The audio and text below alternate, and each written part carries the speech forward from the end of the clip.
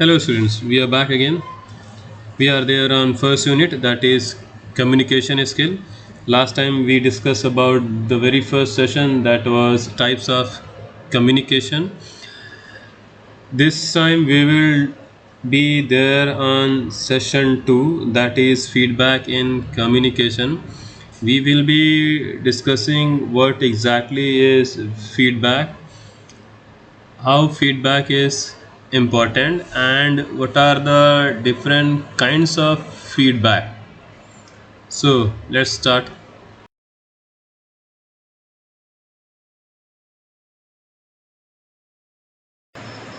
In communication, the most important part is the response. Response from the other party with whom we are communicating. The response tells the success of the communication. If we get the response for which the communication was intended, then we say that the communication was successful and the communication medium was familiar for both. And if the response is not up to the mark, then there is some problem in the communication medium. The response from the other part is only termed as feedback. It is the final link in the chain of the communication process. After receiving a message, the receiver responds in some way and signals that response to the sender. The signal may take the form of a spoken comment or a sign, a written message or a smile, or some other through which the person who is sending the information can get to know that the other person to whom he is having the interaction has understood what he wanted to tell him or her. It makes the communication meaningful. It is the end result of an idea and makes communication a continuous process. The sender says something, he communicates something to the receiver gets the information, he understands that information, and he gives the feedback. And as the feedback is given, so we can see that in a communication, the most important part is the response from the sender. The response completes the whole process of communication and makes it a continuous process. It makes the communication meaningful. The feedback tells the sender whether the receiver is understanding the main theme of the communication or not. It really tells the effectiveness of communication. The response from the other party tells clearly whether the communication was effective or not. The feedback helps in planning for the future. That is, what more can be done to make communication more effective. See, when we communicate with others, we get to know a lot from the other party. And how we get to know? We get to know from the response which he gives. As he gives the response to the sender gets to know whether his words or thoughts or feelings or emotions or whatever he is having, he is telling to that person correctly or not. So as he gets the response, he get to know these things and he can make more modifications in his communication in future for a successful communication to make it more effective. Through the feedback, new ideas are also generated. See, basically, when we communicate to others, we give our ideas to others, we feed our ideas to others. When the other person listens to it, gets to your idea, the other person responds. It may happen that the response can generate into a new idea related to your topic, or it might not relate to your topic, but a new idea can be generated through the feedback.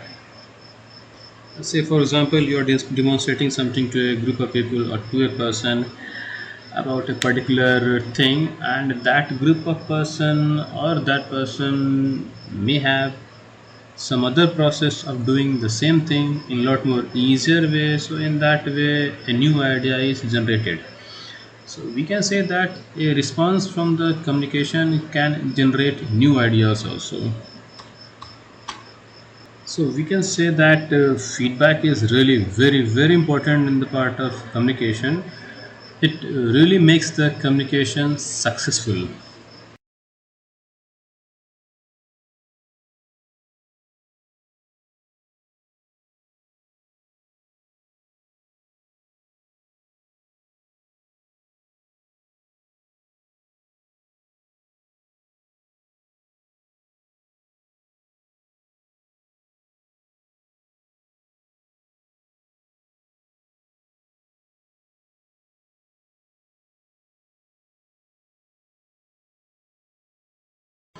So now you may be aware of the importance of feedback, that what exactly is feedback and why feedback is important. You may only find out that when you talk to your friend, and when your friend do not respond, you will be puzzled whether the friend has understood your conversation or not. So when the other person responds to you, you get to know about your conversation, whether your conversation was successful or not. So in this way we can say that a feedback makes the communication effective and successful. So basically a effective feedback has a number of characteristics. So we will be discussing here some of the characteristics of effective feedback. The very first characteristics we can say is the intention. See, intention here means the intention of feedback. The intention of feedback should be to make sure that the communication became successful. Means the intention of feedback should be always that the communication was successful, means the message was received by the receiver. So this is the very first characteristics of feedback.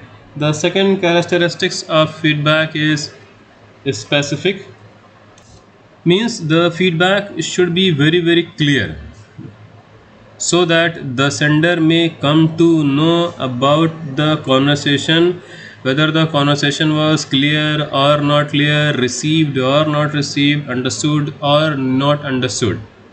So this is the second characteristics of feedback. The third characteristics of feedback is fair and non-judgmental. See, the feedback should not be judgmental. Here the feedback should mean only that the other person has received the message in the same format and with the same meaning in which the other person wanted him to get. Means the sender has sent a message to the other person. That time the feedback should only ensure that the other person has received the message and he has understood exactly the same meaning which the other person wanted to make him understand. It should not be judgmental whether the meaning is right or wrong or something else. So this is the next characteristics of feedback. The next characteristics of feedback is timeliness. Timeliness here means that the feedback should be given on time, proper time, exactly when the message is received. At that time only the feedback should be given. If feedback is given late or very late, then there is no use of feedback. Means as the communication starts, when one person sends a message to the other person has to respond him at the same time. He has to give the feedback in the same time, so that the sender may understand whether the other person has received the same message correctly or not. The next characteristics is usefulness. The feedback should be useful in the sense means that if the sender has sent a message to the other person, the receiver has received the message, and after receiving the message, as he responds, as he gives the feedback in any format, the sender may come to know about the message, whether the message has been received successfully or in the same format, or the other person has understood what he wanted to or he has not understood. So with the help of the feedback, the sender can come to know about the success or not success about his feedback. The next characteristics is clarity. The feedback should be very clear in the sense कि suppose you only are having a conversation with somebody and the other person responds you, gives you the feedback, and you do not understand what exactly is the feedback, so you will never come to know whether the communication was successful or not successful. The same thing is here in a communication. So as you know that communications are of different types, in the same way feedbacks are also of different types. Different forms of feedbacks are there, different types of feedbacks are there. So here we will be discussing about some of the types of feedback like formal and informal feedback, descriptive and non-descriptive feedback, specific and non-specific feedback. So these all are the types of feedback which helps the sender in understanding about the success of the communication and making correction later in the communication so that the communication becomes more successful. So here we will be discussing all these types of communication one by one. So let's see what are these types. So here when we see the very first type of feedback, that is formal and informal feedback. So as the name only says formal feedback, if you take as the very first one formal feedback occurs in meetings or in written communication. The formal feedback has a preset format in which the feedback is constructed. In order to design a formal feedback, a number of points are there, a number of instructions are there, a particular structure is there. So those points and structures are taken, and on the basis of these a formal feedback is created. So as I said in the beginning that it occurs either in a formal meeting or it occurs in a written communication. And there is one more thing, this formal feedback takes time to construct. It is not instant as a person is communicating and a formal feedback comes up. A formal feedback takes time because it has a number of points, and on the basis of that point the feedback has to be constructed. So it takes time and it is not instant. So on the other hand, if we see informal feedback is instant. We get instant feedback during a communication. It do not require any framework or points or structure to construct. It is abrupt, and on the very that moment the response comes up. So it is informal feedback. Mostly the informal feedback comes up during face-to-face communication, whether a person speaks, conveys a message, and the other person responds instantly. He do not follows any rules or regulations or points or structure to construct the feedback. Rather, he responds, he gives the feedback instantly. So this kind of feedback is termed as informal feedback.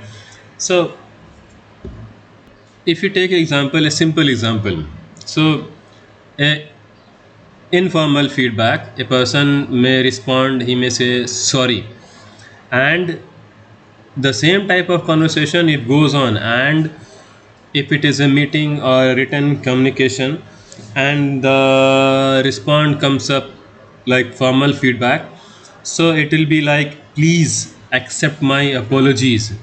So you can see two different feedbacks are there. One is simply sorry, and the second is please accept my apologies. So you can see the difference. One certainly looks informal and the second one looks formal. It has a set of pattern. So these all are the two different types of feedback, formal feedback. The next type of feedback is descriptive and non-descriptive feedback. So if we take the very first one, and that is descriptive feedback, it is quite helpful one for the sender, because specific informations are transformed during the feedback, either in written comments or in conversation format, which helps the other person basically to understand what he or she needs to do in order to improve. So basically in a communication, if the other person gives respond in a detailed manner, and that detailed feedback has the descriptions along with the suggestions, which can make the sender to improve his conversation next time, this kind of feedback is termed as descriptive feedback. So basically, if we take an example like there is an exam and a teacher evaluates the work of student, and in the evaluation the teacher gives remarks in such a way so that the student comes to know their flaws, where they are lacking and what they can do to improve. So if this kind of feedback is given by the teacher, then this feedback is termed as descriptive feedback. It helps the learner to improve on his work in future. So this is called descriptive feedback. On the other hand, the next type of feedback in it which comes up is non-descriptive feedback. It do not have any detailed instructions or information, even it do not have any kind of correction information, even it do not comes with any kind of suggestions which may help the learner to improve in future. So if this is the type of feedback which is given, so this kind of feedback is termed as non-descriptive feedback. So basically, a non-descriptive feedback provides specific information, but it do not gives a detailed description. It only conveys meaningful, specific response, but it do not comes with a descriptive analysis. The last category of feedback, as we can say it as specific feedback and non-specific feedback. A specific feedback gives a detailed overview of your work. That is, if it is good, what was the reason behind it, and if it is bad, what was the reason behind it. You all are familiar with online shopping. You must have purchased something or other. You must have seen the reviews of customers, and on the basis of those reviews, only the other people used to purchase those products, or they do not purchase the products. So some customers gives a detailed overview of the product. That is about each and every good or not so good side of the product. They give a detailed description. So this type of reviews can be determined, termed as specific feedback, and sometimes we see that some customers only write one or two words as a feedback, like good product or bad products or cheap product or not worthy. So these types of feedbacks are termed as non-specific feedback. So for now, this much only. We'll meet in next video for some more topics related to the same, that is communication.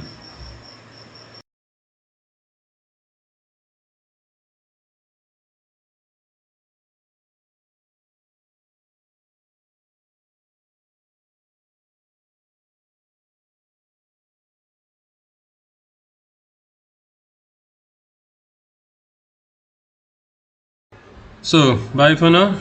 Take care.